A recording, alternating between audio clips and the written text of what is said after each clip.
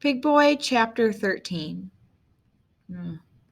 Pigboy Chapters 13 through 17. Chapter 13.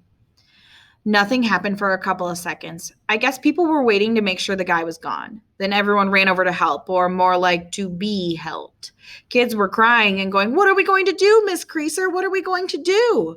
She tried to say something. Her voice was all groggy and messed up. She'd whacked her head on the ground again when she got pushed through the door. Some kids helped her sit up against the wall. Nobody helped me. I don't think they even noticed I'd been gone. I got myself up. It was dark inside the building. There were just a few streams of light coming in through little gaps in the roof. The place stunk of hay and manure and scared people. It didn't take me long to realize that the grown-ups wouldn't be able to do much for us. Miss Creaser was a mess. The bus driver's heart was acting up from all the stress, and Mr. Van Wart, the real Mr. Van Wart, had a broken arm. His wrist was bent into an L. My stomach flipped just looking at it. I wasn't sure the kids would be able to help either. Most of them were huddled together in little groups crying. Shane was just sitting in the corner by himself like someone had given him a timeout. He didn't look very scary anymore. Sam DeMont, Mr. Popular, was on a rant about how it was the school's fault we were in this position. If the principal hadn't banned cell phones, none of this would ever have happened. We could have just called for help, he said. We'd be home now. But we weren't home and we didn't have cell phones. We were here in a dark, locked building waiting for a maniac to come back with a match. I figured the guy was in the house washing the kerosene off himself. I wondered how long that would take. Good thing Van Wart didn't have running water. The guy would have to go out and pump some himself. I thought that should buy us a few extra minutes. I wished people would stop weeping and wailing so I could think better, but that was one of the things I wasn't going to be able to change either. Sam was bugging me most of all. He kept going on and on about how it wasn't fair. How come teachers got to have cell phones and we don't? I felt like saying, who cares if the teachers have cell phones? But I didn't. I thought about it for a second and I said, hey. I ran over to Miss Creaser. I shook her awake. I tried not to hurt her. Do you have a cell phone? I said. She nodded. My heart jumped. Maybe if I called 911, the cops would get here before the guy did. It's on the bus, she said. My heart jumped again, but this time it was in a bad way. I kind of wished the guy had just killed us and gotten it over with. I couldn't stand there waiting for that to happen. I had to do something. I tried to be logical. What were our chances of getting out of here alive? I looked around. The door was locked. I knew that. I fumbled over and tried one of the windows. They were all boarded up tight. You won't be able to open them, someone said. We tried that already. I knew that voice. I heard it every night in my head when I tried to go to sleep. It was Shane. He sounded different now, though. This time he didn't say, you idiot, or pig boy, or anything. He was just telling me the facts like we were two normal people having a conversation. It was weird. I said, yeah, okay. I hated him less when he was scared. I went over to Van Wart. He was either in shock or being really brave. He was just sitting there holding his bent up arm. He wasn't moaning or crying like I'd be if my arm looked like that. Is there any way out of here? I said, like a trap door or something. He shook his head. What was I thinking? As if Van Wart wouldn't have mentioned by now that there was a trap door. What about a place we could break through? I said, like a weak spot somewhere. No, he said, I built this strong. I need it to be safe. I store my seeds here. It's my warehouse. He actually said warehouse with a V. He really was Dutch after all. He gave me this sad look. I'm sorry, he said. I didn't know if he meant that he was sorry he'd done such a good job building it, or if he was sorry he'd invited us on this stupid field trip. You couldn't have known, I said. That worked whatever he meant. I left him. I kicked some straw around. I tried to think of something on my own. There had to be a way out, other than the way the guy was planning for us, I mean. I looked around where the little streams of light were shining on the ground. I only looked there because it was too dark to see much anywhere else. I was like studying the floor when something just clicked in my brain. I knew what I was doing wrong. I thought, idiot, don't look down, look up. The light was streaming in through holes in the roof, little holes. In other words, little openings to the outside. If I couldn't get up to the roof, couldn't I just make if I could get up to the roof, couldn't I just make them bigger holes? Holes that were big enough to climb through? I ran back to Miss Creaser. Your cell phone's where? Where in the bus, I said. I'm sure if her head hadn't hurt so much, she would have asked what I was up to. Instead, she just said, in my purse. What does your purse look like? I said. It was hard for her to speak. I could tell. Dark green, she said. The phone is in the outside pocket, or it's in the side pocket. The little one next to my makeup bag. Or it's, she went on and on. What is it with ladies and their purses? Do they really need all that stuff? I felt really bad. I felt bad for her, but I finally just said, yeah, don't worry, I'll find it. I dragged a bunch of seed bags over to where the biggest stream of light was shining in. Nobody even bothered asking what I was doing. I climbed up. My plan was to grab the rafters and swing myself up. It didn't take me long to realize it wasn't a good plan. There was no way I was strong enough to swing my puny body anywhere. The guy was going to be back any minute. I knew that. I had to move fast. I had to swallow my pride. Shane, I said, can you help me? Chapter 14. I hated to ask, but Shane's the biggest kid in our class. I knew it wouldn't be any trouble for him to pick me up. I'd imagined it many times, Shane hurling me off cliffs, into ditches, over walls, you name it. He said, sure, what do you want me to do? He sounded like a regular Boy Scout. Lift me up onto the rafters, I said. He climbed onto the seed bags and hoisted me up over his head like I was crowd surfing at a rave. He said, geez, you're some skinny. That's all. It wasn't so bad. I got my feet on his shoulders for balance and pulled myself flat onto the rafter. I slid on my belly to the hole in the roof. I was glad it was so dark. I didn't have to worry about looking down and getting scared. I wouldn't have seen much anyway. I started yanking at the roof shingles with my hands. I was pulling off pieces about the size of tortilla chips. It would be ages before even a runt like me could get through the hole. I felt a tap on my shoulder. It was Shane with a shovel. Try this, Shane said. I stuck the end of the shovel through the hole. I leaned the pole against the rafter and pushed down. It worked like a little lever. A big piece of roof cracked off. I almost fell over when it gave way. I got my balance and tried again. A bit more came off. Most of it hit me right in the face. I spit out the shingles and gave the roof one more good crack. The opening was about the size of a toilet seat hole now. The sun shone in and made a spotlight on the floor. Kids weren't crying anymore, at least not much. They were all trying to see what I was doing. I'm going out, I said. I loved the way that sounded. It was just like what the heroes say in war movies right before they hurl themselves out of a plane. I felt like I should wink and say something like, see you around, guys, and be really cool about it, but who was I kidding? I wasn't cool. I just sound like an idiot. Instead, I said, I'll try to do something, like stop him or something. If you guys keep working at the hole, maybe you guys can get out too. Shane said, yeah, thanks, we'll try. He didn't look too confident. He must have known it would take at least an hour to make a hole big enough for him to get through. I pushed out through the roof. It was a tight squeeze even for me, and I was the scrawniest kid in my class by a mile. I got my head and shoulders out, but the rough edges of the hole scraped my belly and got caught on my pants. I pulled and squirmed, but it didn't do any good. I was stuck. Time was ticking away. I did what I had to do. I used my feet to rub my shoes off. I unzipped my pants. Of course, this was not the day that I chose to wear the boxers that my half-sister gave me for Christmas. Like I said, I'm not a lucky person. This was the day I was wearing the tighty whities that my mother always gets me.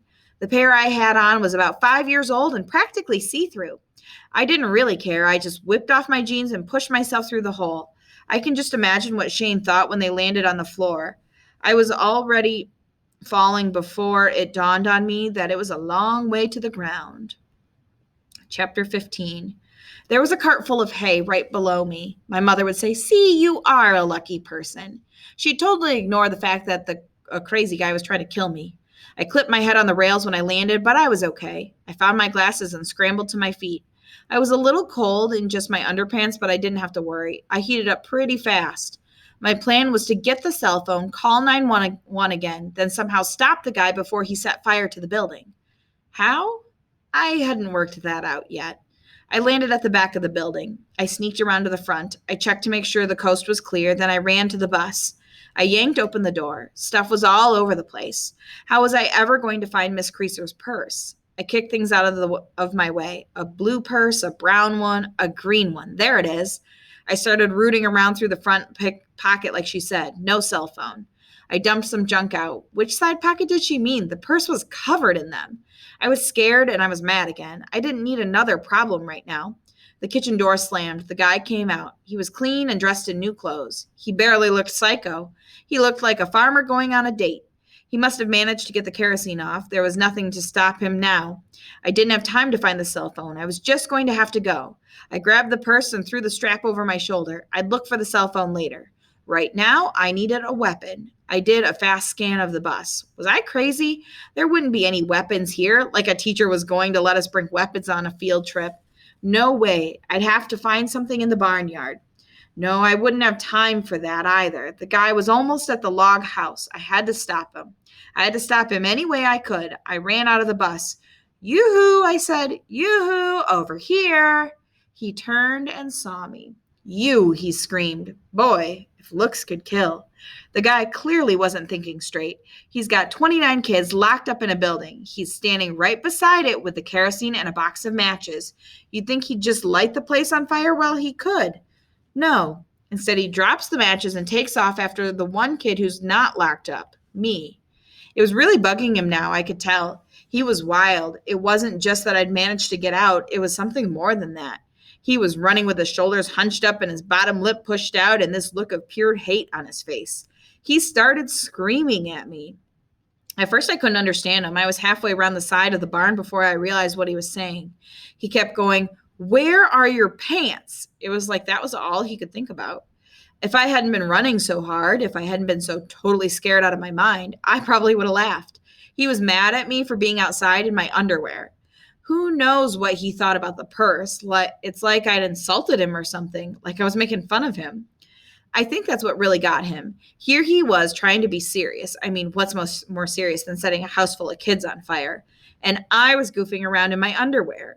He was going to kill me when he got his hands on me. I barely even felt the rocks jamming into my sock feet. I was just flying. I skidded around the corner of the barn. I had this idea. I could hide there and ambush him, hit him over the head with a shovel, or something when he came around the corner. It wasn't going to happen. There wasn't going to be any ambush here. I couldn't see a shovel anywhere. The pigs were squealing so loud I couldn't think straight. I had to do something. The guy was going to be there any second, with his gun. I'd forgotten he had a gun. Suddenly, this whole stopping him thing seemed like a dumb idea.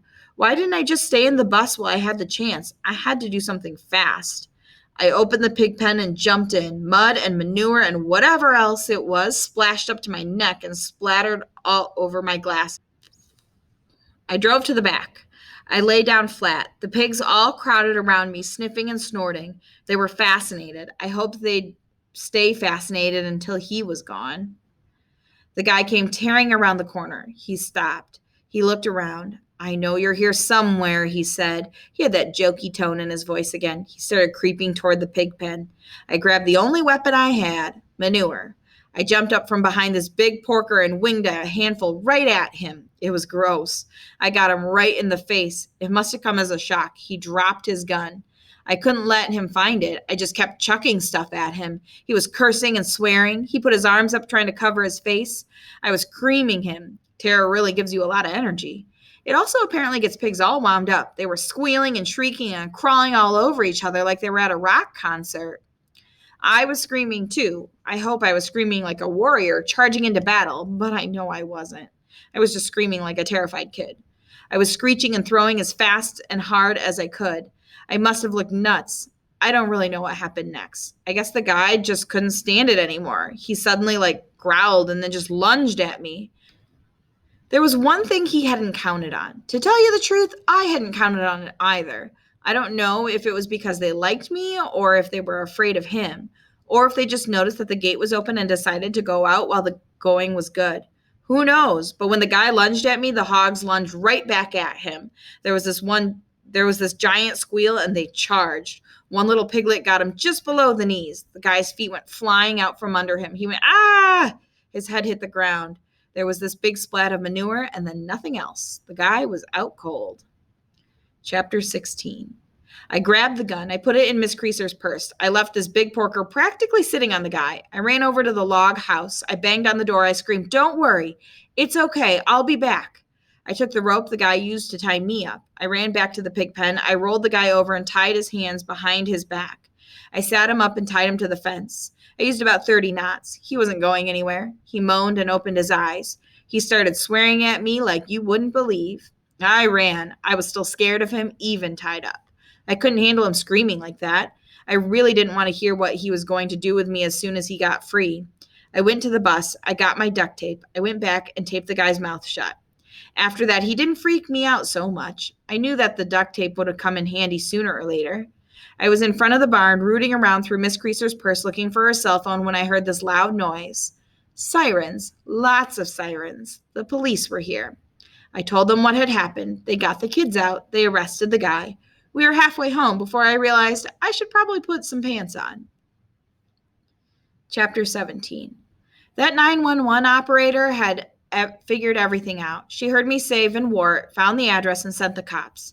There'd been a prison break that afternoon. The police were already looking for the guy, or should I say, they were already looking for Archibald James Dobbin, armed robber, car thief, and general, all-around psycho.